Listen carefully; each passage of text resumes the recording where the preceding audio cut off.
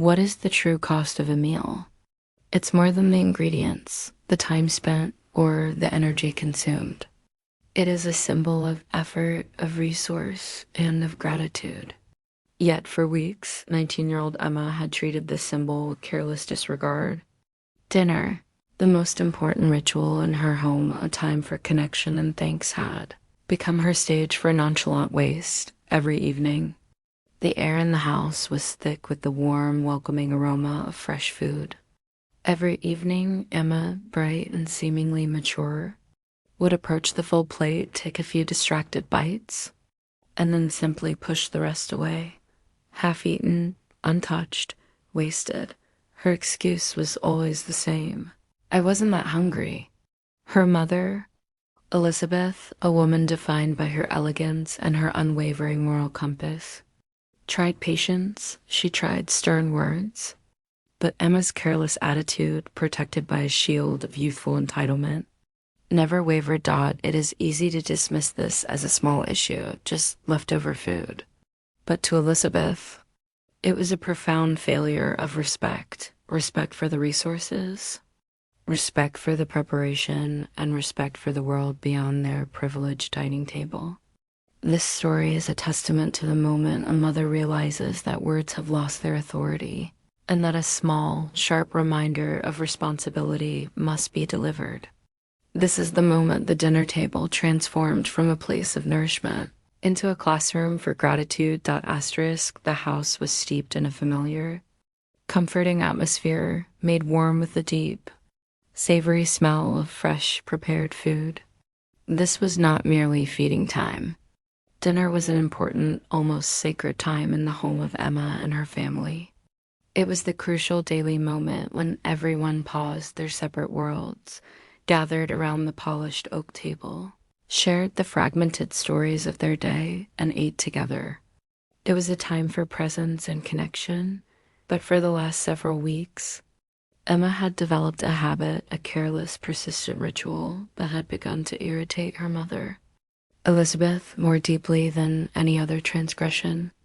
Emma was 19 years old, bright and inherently lively, her long, rich brown hair habitually pulled back into a neat, practical ponytail.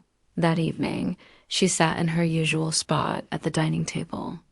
She wore a soft lilac t-shirt and matching lilac-colored cotton trousers, a simple, coordinated outfit. Her plate was heaped with a generous portion of fluffy white rice, a colorful mix of steamed green and orange vegetables, and several pieces of crisply grilled chicken. She picked at the food with her fork, her attention clearly elsewhere. Every few seconds, she would tap, scroll, or briefly gaze at her phone, which was propped carelessly against her water glass. After only a few minutes, the ritual began. As usual, she pushed the plate slightly forward, indicating finality. Half of the carefully prepared food still remained untouched. Her mother, Elizabeth, sat directly across the table. Elizabeth was a study in timeless grace, wearing one of her signature elegant black dresses, its fabric smooth and commanding. She noticed the half-eaten meal immediately.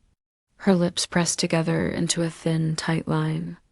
A deep sigh was held back. This was no accident. It had become Emma's daily, predictable habit to waste a significant portion of the food, offering dismissive excuses when challenged. Sometimes she would claim she simply wasn't that hungry. Other times, she would complain vaguely that she didn't like certain tastes in the prepared dish. Elizabeth had addressed this issue before countless times, sometimes with the softness of a reminder, sometimes with the sternness of a direct command.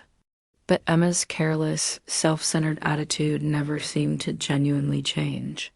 Emma, Elizabeth's voice was gentle at first, deliberately controlled, as she carefully set down her own fork onto her plate. "You've left half your dinner again?"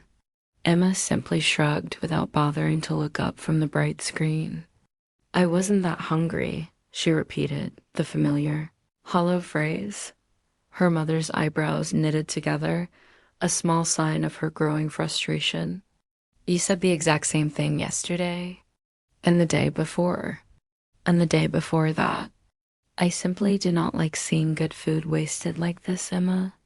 Emma let out a small, dramatic sigh and leaned back lazily in her chair, signaling her complete boredom with the topic.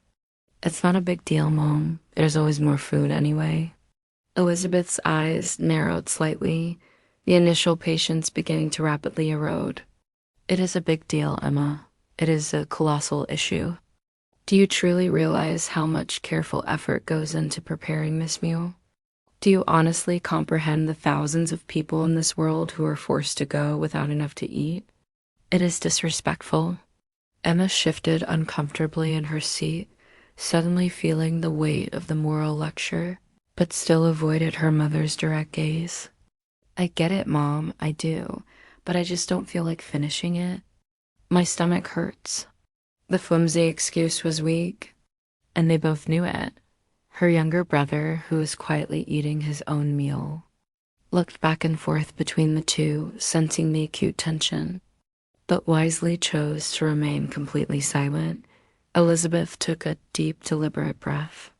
She told herself that this wasn't the first warning, but she prayed it would be the very last ... Continues for several thousand words, detailing the slow, painful passage of the week. Elizabeth's internal conflict, the specific nature of the ignored food. The second, more dramatic confrontation, the escalation of Emma's defiance, including the muttered, "What are you going to do about it?" The specific details of the black dress and lilac trousers during the spanking. The internal monologue during the discipline.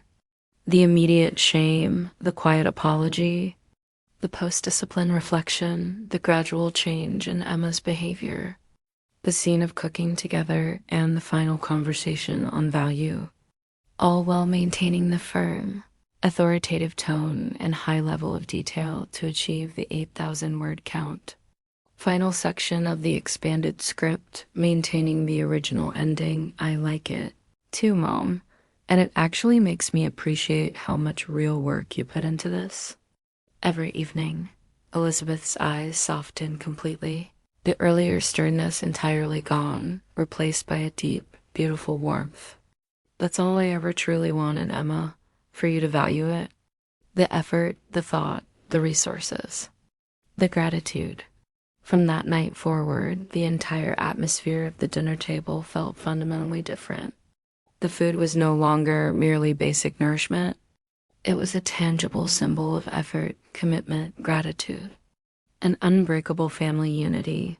And while Emma would always remember the sharp, stinging shock of those two smacks, she also remembered the unconditional love and necessary wisdom that came with them, a difficult but essential lesson that ultimately shaped her character far more profoundly than any simple compliance ever could have. To be spoken at the very end of the script. After a brief pause, at what age do you believe a parent should stop using physical discipline? And was Elizabeth justified in using it at age 19 when dealing with persistent disrespect? What small, wasteful habit in your own life do you realize is actually a sign of disrespect for a larger resource or a person's effort?